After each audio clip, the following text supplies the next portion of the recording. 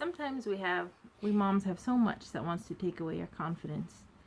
We have a bad day, a toddler throwing 100 tantrums, and all those things, and we feel like we aren't made for this. Are we even made for this? Can we even do this? Today I want to share with you why you can be a confident mom and how you can be a confident mom, because none of us is a perfect mom. My name is Melinda. I am a happy wife and mom of 4. Thank you for joining me today as I share the things that I have learned with other busy young moms like myself. I'm having the privilege of filming this video in a different location than usual. I'm not at home. I'm in my parents' little cabin. They have this cute little cabin for our family to stay in when we come to visit them. They live about 2 hours from our place, and so we have this cute little air-conditioned cabin because here it's a lot warmer than at our place, where we can stay, and we're here for a day or two. The blessings of grandparents for our children, to watch them so I can share a bit with you, and we all have advantages out of this situation. So anyway, for a while I've been thinking about sharing about being a confident mom. Like I've said, I think I've always dreamed of being a mom. That was what I wanted most. A bunch of children and all that. And read all I could about being a mom and asked questions and so on. But there are days when I just feel like I don't have the confidence to be a mom. How do I know I'm doing the right thing? How do I know I'm doing what's best for my children? And all those details. One thing to remember is that there is no perfect mom. No mom is a perfect mom. But you can still be a good mom. You can still be the best mom for your children that your children need. You can still be a wonderful mom. I think we need to take the pressure off of ourselves. We can't do everything perfectly. We can't do all the details perfectly, get everything just right. And we don't need to, because we're human. But we still struggle with it some days because we want to do everything right. Know that you will fail as a mom. From the start, we want to do everything just right, but we will fail. And we have to accept it, that will be part of it. It doesn't mean that we give up trying to be a good mom. Not at all. It means that we just accept that we will fail. We'll be ready to apologize, to humble ourselves, to say, I'm sorry, my dears. I didn't do it right. I didn't do this certain thing right. It's doing our best is being a good mom. We keep growing. We keep learning every day. We fail, we fall, we get up and try again the next day or the next minute or the next hour or whatever. Take the pressure off yourself of needing to be a perfect mom. That can give you a lot of confidence in your motherhood journey. I know I will fail my children, and I have failed them. But I also have a Heavenly Father who is perfect and who can teach me and who will be there for them too in my failures. It's not an excuse by any means to not change what I know is wrong. But it's to do the best I can and yet know that I won't be perfect. How do we know we're doing what's right? Sometimes you hear these mom arguments about if we should sleep train or not, for example.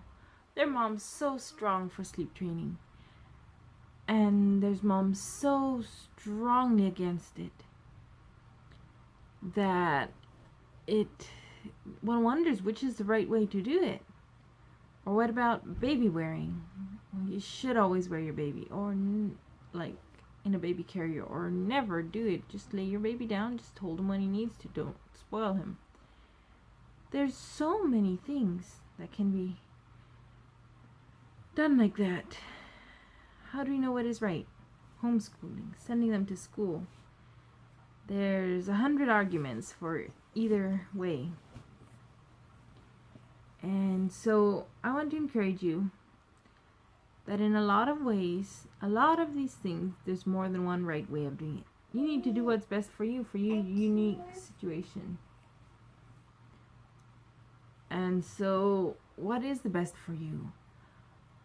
For me, baby wearing is a wonderful thing, and those who can do it good.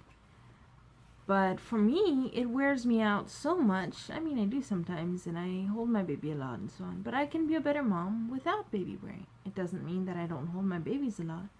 It doesn't mean that I'm not a good mom.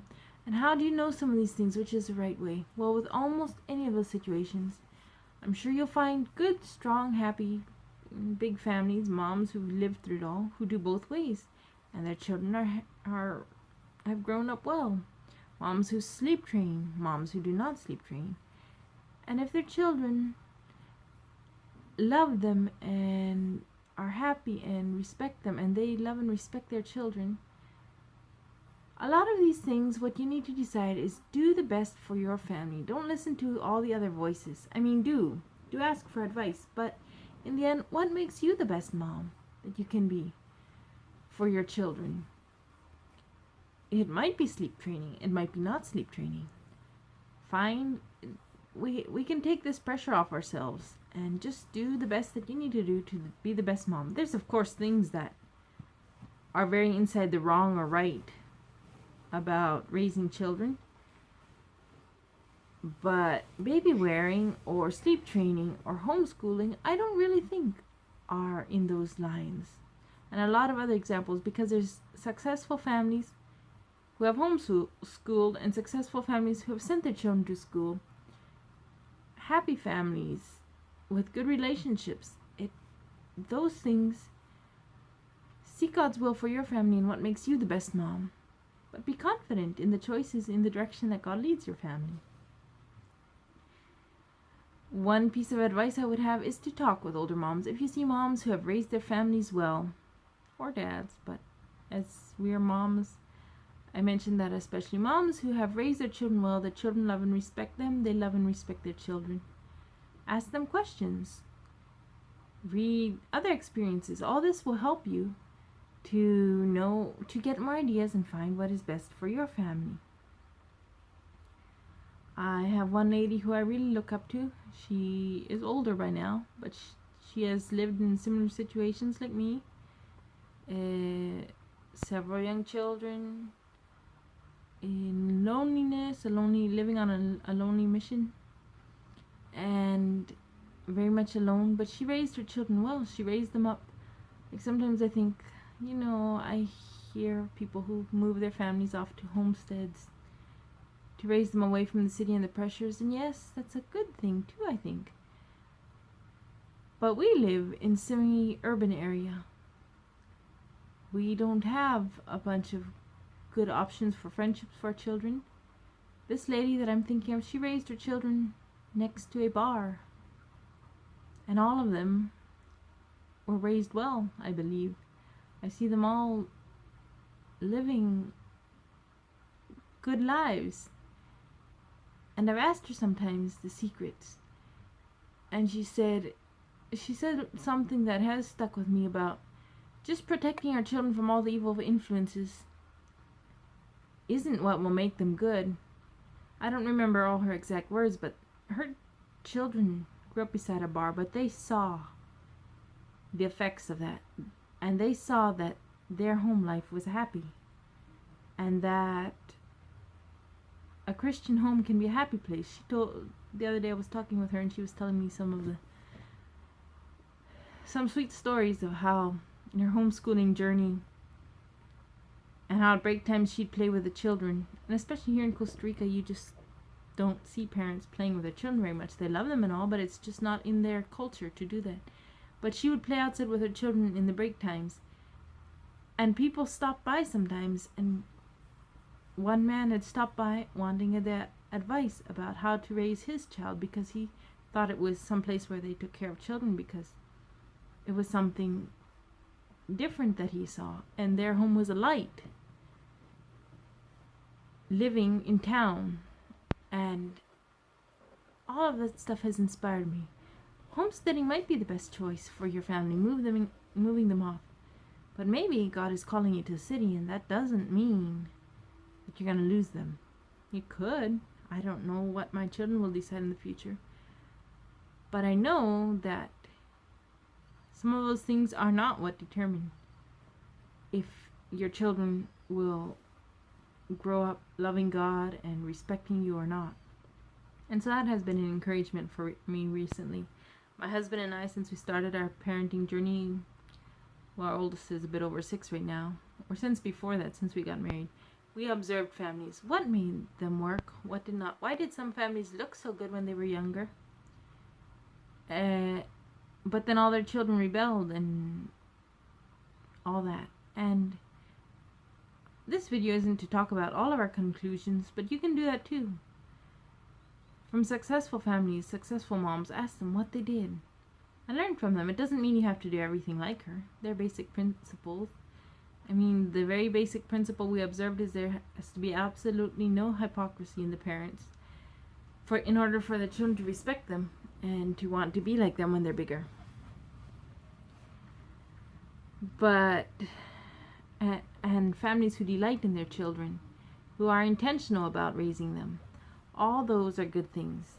So ask other moms and learn and be confident. Remember, God has called you to this motherhood journey. One thing that has shaken my confidence lately is I've heard from more and more people who say there's a term that gets thrown around a lot lately, toxic moms. And I'm not discrediting or any story that anyone says about that. But you know, we end up being afraid of doing anything to offend our children, of not holding the line straight. But children need firm boundaries, I believe. Places in which they can grow, and then once they're adults, they need to be released to make their own boundaries. It's okay to tell your children, now you need to listen to me because you need to respect me. I'm the parent.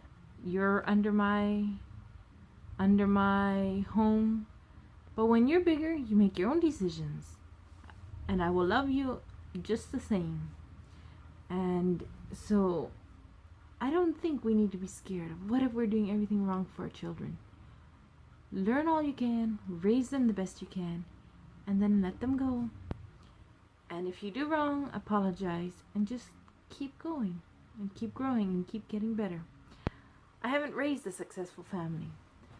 I mean, at the moment, I feel like my children are generally happy and healthy. And I mean, I have the one who's in a stage of tantrums, and that shakes my confidence sometimes. But I know God has called me to be her mom too.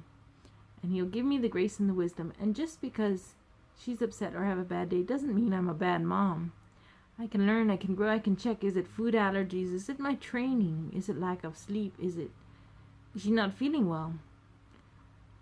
But I'm not a bad mom just because not everything is going right. And I will never be the perfect mom. But God will give me the wisdom that I need to do what I need to do. So I encourage you, my children may grow up to not believe exactly like me, but what I want is them to love and respect me and love God with all their hearts.